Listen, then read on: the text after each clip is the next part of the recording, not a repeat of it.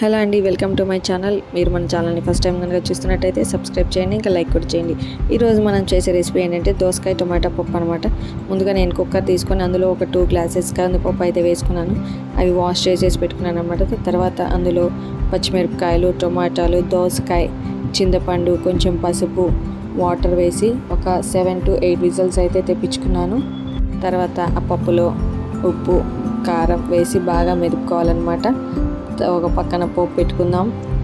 బాండీలో ఆయిల్ వేసుకొని తాలింపు గింజలు, ఎండుమిరపకాయ, చిన్నుల్లిపాయలు, పెద్దుల్లిపాయలు, కరివేపాకు వేసుకొని బాగా వేయించుకున్న తర్వాత ఈ పోపు అంతా పప్పులో కలిపేసుకుందాం అన్నమాట.